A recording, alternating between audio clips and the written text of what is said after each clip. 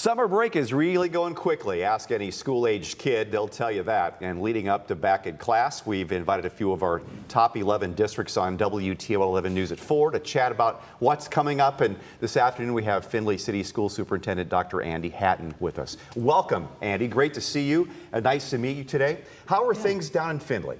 Well, first of all, thank you for doing this. Thank you for focusing on public education. I'm a firm believer that public education is the backbone of our country, and things are going great. I just wrapped up my first year having the great honor to serve that amazing community down in Findlay. And things were amazing. It was a great year. So how many schools do you have and how many students do you have? So we have just over 5,000 students. I think we're trending towards 5,200. We've got 3 primary schools, 3 elementary schools, 2 middle schools, a preschool, of course, and then our high school and Millstream Career Center. A lot of good things are happening in Findlay right now. Business is very strong down there. A lot of people are moving in the area. That probably puts a burden on the school district to keep up with that. Like Perrysburg's having the same thing. Well, we don't see it as a burden. We see it as a great honor. I mean, one of the things I want to drop is that Findlay was once again named one of the top micropolitans, the top micropolitan in the United States 10 years running, which is a lot of metrics around, economic metrics.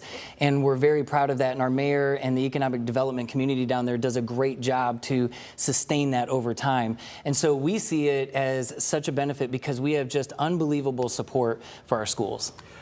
I have a lot of friends who live down that way with Flag City Honor Flight. Just a lot of great things happen, and everybody's going in the same direction. It just seems like a real great place to live. So you get more people coming in, and of course the schools get full. Where are you right now with that right now? Well, so enrollment is, we are enrolling new students just about every day. I mean, I know that a lot of people think, oh, in public education you get summers off, but that's actually one of the busiest times of year for us. And our Welcome Center has been welcoming new students and new families almost every day. And one of the things we're very excited about is that our student population and our community population is diversifying. A significant percent of those students, English is not their first language. So we're also preparing for how we're going to support those learners and those teachers come August.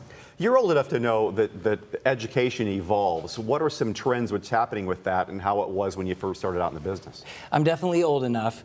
No, I've been in education almost 30 years, and so things, some things we always want to hold on to, that which we know that we do really well.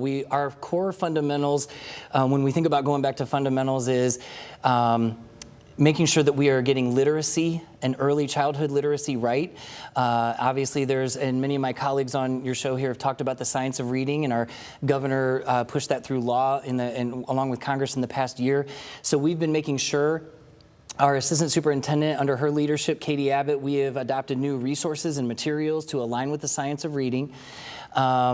And just really making sure that we are creating the best opportunities for students by making sure we're doing everything we can in math and science and reading and social studies so that they have the best opportunities to flourish in life.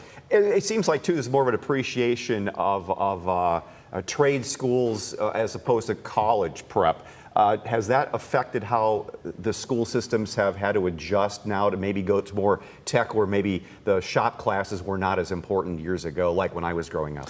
Well, there's a different emphasis on those things in terms of making sure we're trying to personalize learning. I think one of the changes I've seen from the past, you referenced a moment ago, is that we're trying to personalize the educational experience for each student.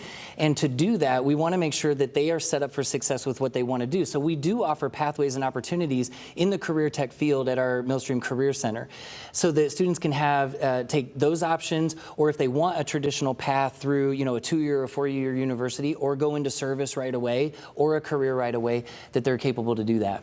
You're going to have a levy this fall. Tell me about the circumstance and what's happening with that. Well, our Board of Education took a whole year to study the current state, looked very deeply at our 5-year forecast. Our amazing treasurer, Pam Harrington, walked them through that. They held 2 work sessions back in March and in April. They worked with a financial consultant out of the Columbus, Ohio area to really study where we are, and right now it is going to be operating dollars.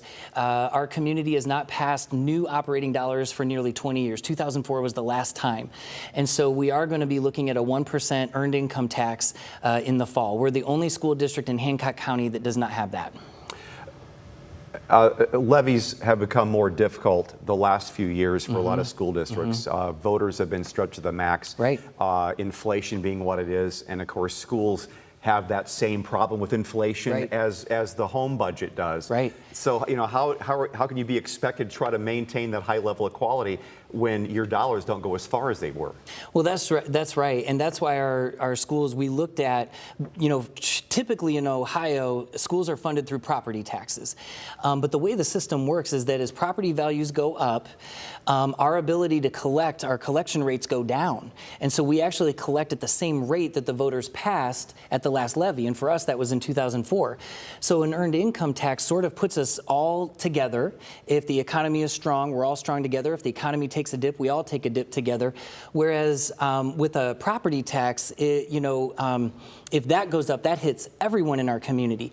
And actually in our community, we have about 30% of our residents that live within our school district borders that are on fixed incomes. And an earned income tax would not impact Social Security or pension or disability benefits and a myriad of other things. So our Board of Education looked at everything, and we really feel that's the most fair and equitable way to move forward to diversify our income.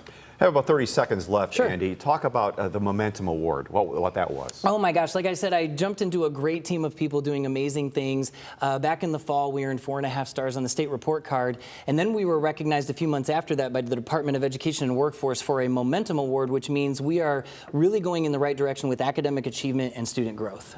Andy, thank you so much. Good luck on that levy that get passed this year, but really enjoyed chatting with you today. Yeah, thank you for having us. Andy from Findlay Schools.